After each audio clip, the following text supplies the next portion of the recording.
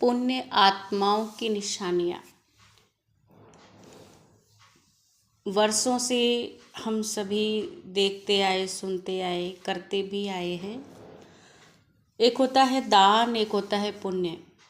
दान का मतलब जो दिखाई देता है, और पुण्य अर्थात किसी भी आत्मा के आवश्यकता के समय उसके सहयोगी बनना, अर्थात उसके काम में आना। तो पुण्य आत्मा की निशानियाँ कुछ इस तरह हैं जो परमात्मा हम सभी बच्चों को बताते हैं। दान से भी पुण्य का ज़्यादा महत्व होता है, इसलिए दोनों को साथ में कहते दान और पुण्य। पुण्य कर्म निस्वार्थ सेवा भाव का कर्म है। पुण्य कर्म दिखावा नहीं होता है, ये अंदर की बात होती है, लेकिन दिल से होता है।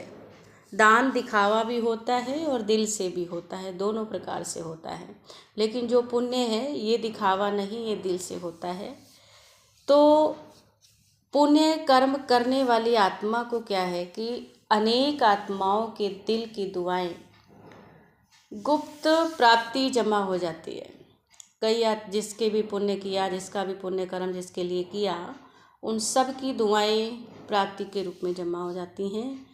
पुण्य आत्मा परमात्मा दुआएं, आत्माओं की दुआएं इस प्राप्त हुए प्रत्यक्ष फल से भरपूर होते हैं। जो पुण्य आत्माएं होती हैं वो परमात्मा की दुआएं, आत्माओं की दुआएं उनको भरपूर मिलती हैं। पुण्य आत्मा की वृत्ति, सोच, उसकी दृष्टि औरों को भी दुआएं अनुभव कराती है। जो भी विचार है, व्यवहार है, पुण्य आत्मा के चेहरे पर सदा प्रसन्नता और संतुष्टता की झलक दिखाई देती है।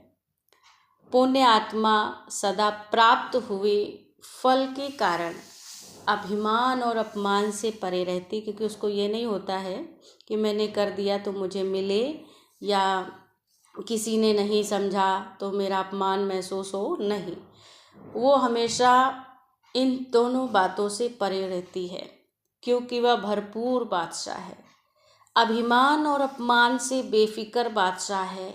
पुण्य आत्मा पुण्य की शक्ति द्वारा स्वयं के हर संकल्प, हर समय की हलचल को, हर कर्म को सफल करने वाले होते हैं। पुण्य का खाता जमा होता है और जमा की निशानी है व्यर्थ की समाप्ति, नेगेटिव की समाप्ति।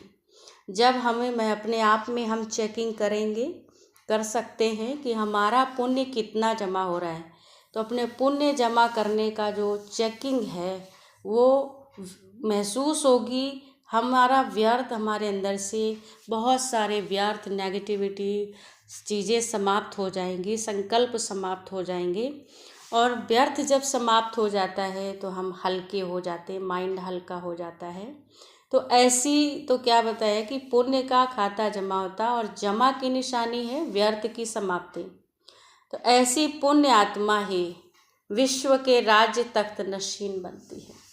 ऐसी जो पुण्य आत्माएं हैं वही आगे अपना प्रारब्ध भोगती हैं, अच्छा प्रारब्ध उनको मिलता है। तो इसीलिए पुण्य आत्माओं की कुछ निशानियां हैं जो ध्यान में रख करके हम सभी पुरुषार्थ करते हैं और अपने प्रारब्ध आगे 21 जन्मों के लिए प्राप्त करते हैं। तो दिखावा मात्र नहीं, लेकिन पुण्य करते चलें और अपना खाता जमा करते चलें और अपने व्यर्थ की समाप्ति करते चलें और सदा हल्के रहें, खुश रहें, मस्त रहें। ओम शांति।